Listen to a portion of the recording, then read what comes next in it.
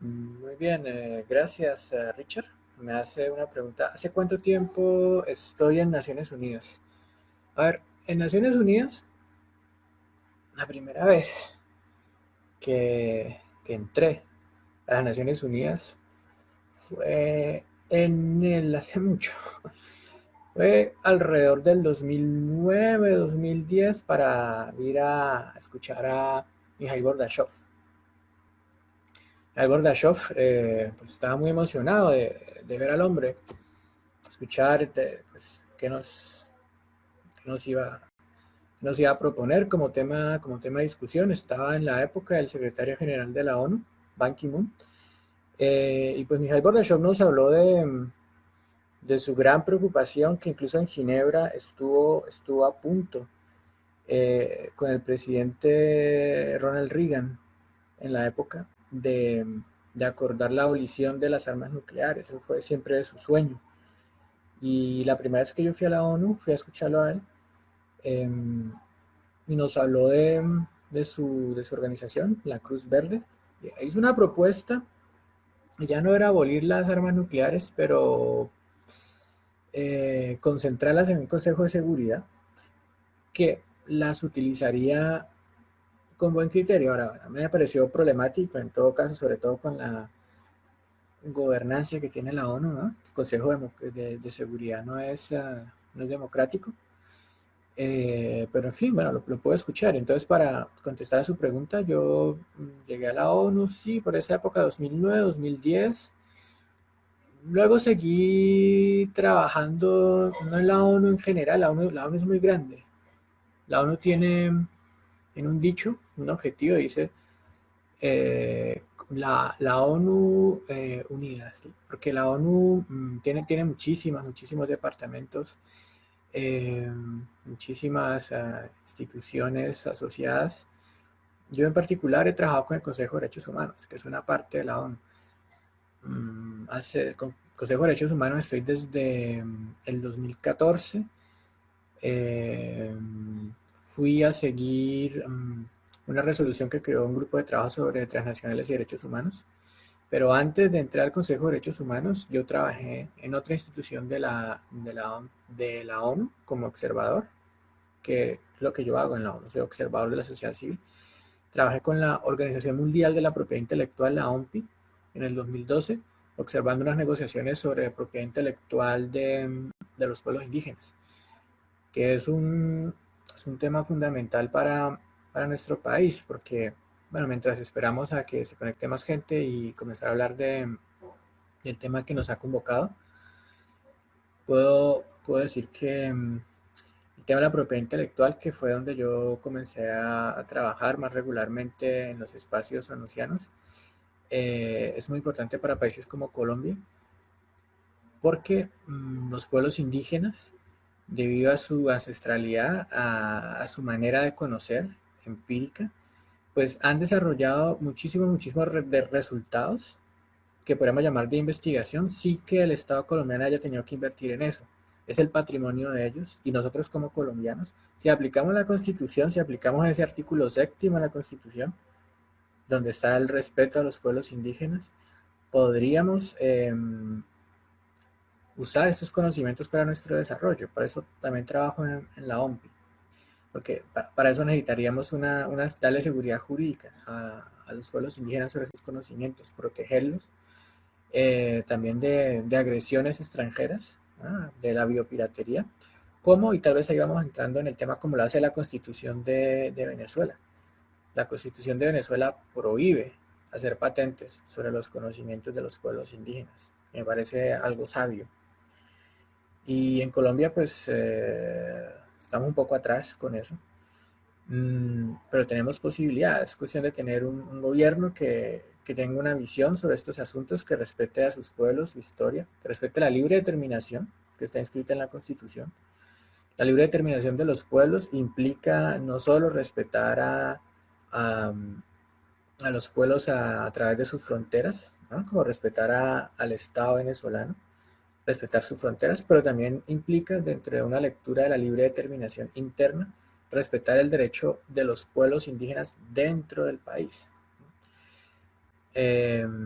Entonces, sí, yo trabajé en el 2012 allá en la OMPI como observador de la sociedad civil, luego en el 2014 como observador de la sociedad civil igualmente en el Consejo de Derechos Humanos, y es donde ahorita me desempeño.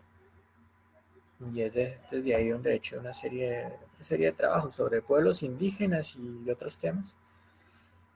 Eh, y desde el 2016 fue un momento de cambio importante en la manera en que se miraba a Colombia en el Consejo de Derechos Humanos, porque internacionalmente, cuando ya durante las negociaciones y cuando se lograron con éxito finalizar las negociaciones, esto llamó la atención de los estados y de la sociedad civil en general. Colombia comenzó a ser vista con otros ojos. Yo recuerdo que a mí me preguntaban muchas cosas, me invitaban a dar conferencias, me aplaudían por el hecho de ser colombiano para felicitarme por el acuerdo de paz.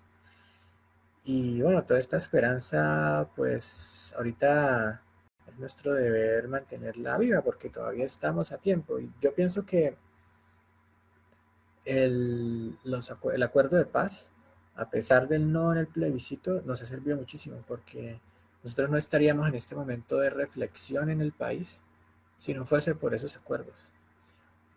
Esto, los acuerdos, incluso el mismo plebiscito, politizó a la sociedad y politizó a la sociedad en un sentido positivo, la hizo consciente de,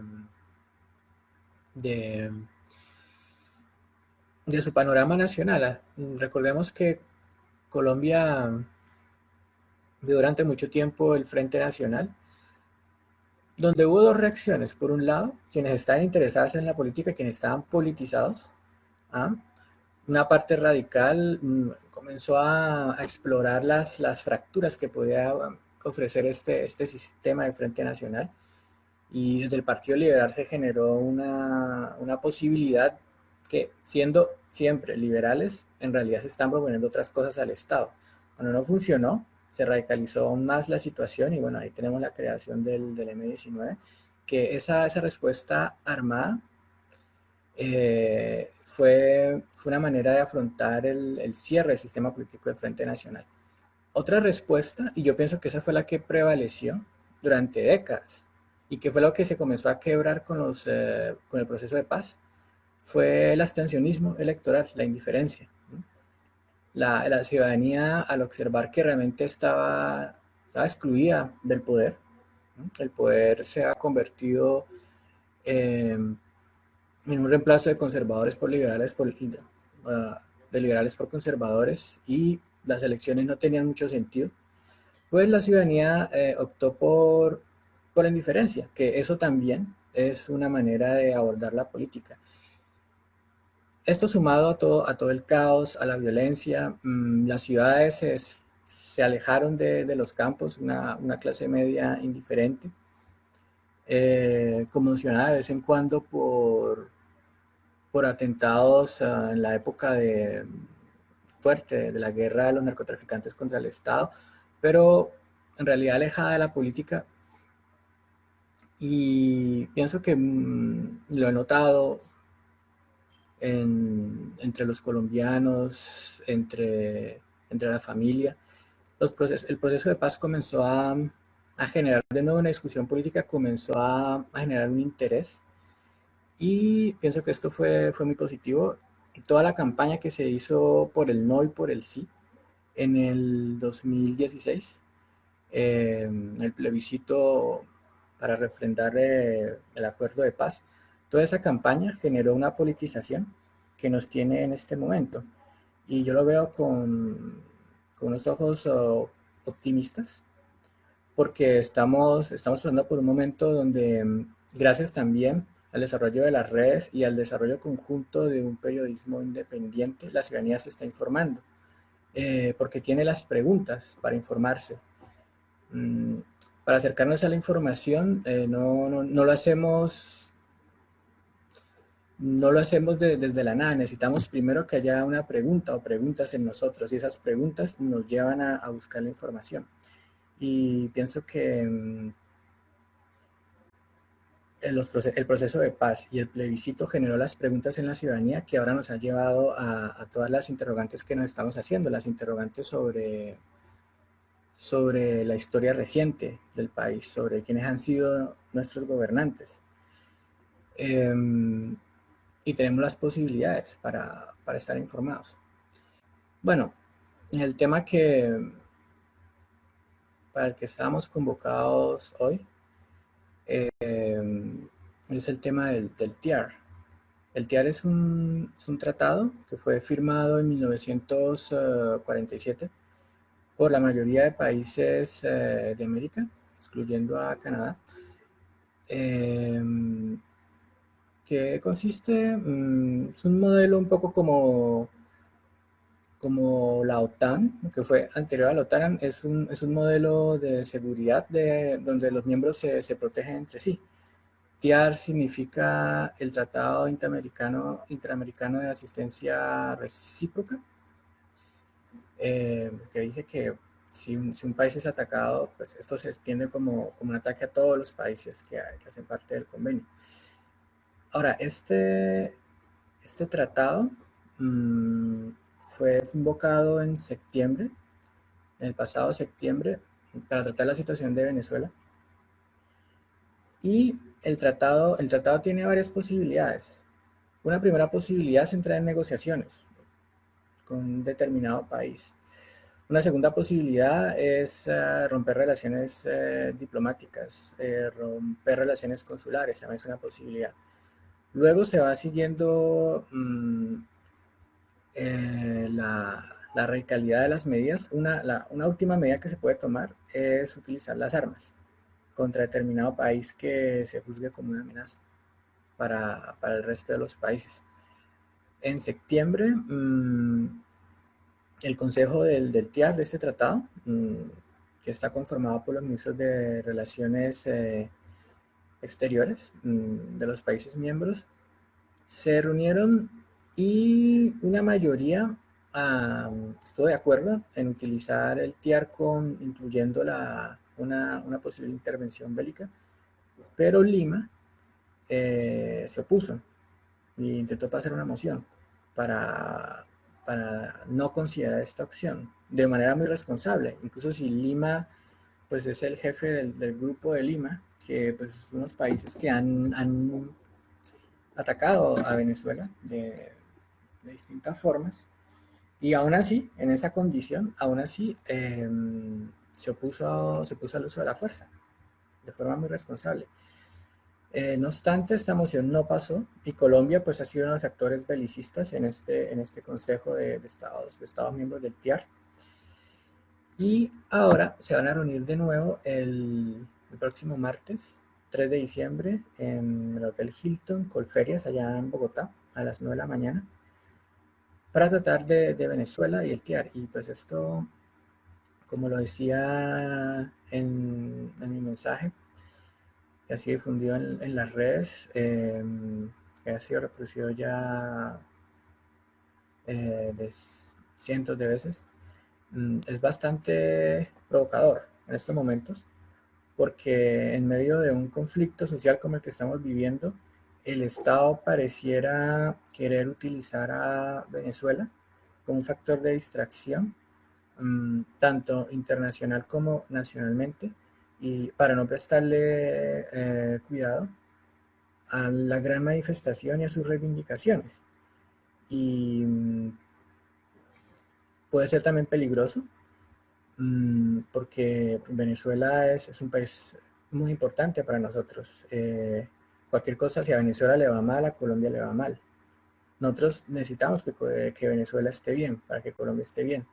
Y esta iniciativa belicista, además de que nos impide mirar nuestro propio país, también tiende a dañar al país vecino, lo que a su vez nos daña a nosotros. Hay que entender un poco la posición de Venezuela, porque Venezuela se encuentra como se encuentra.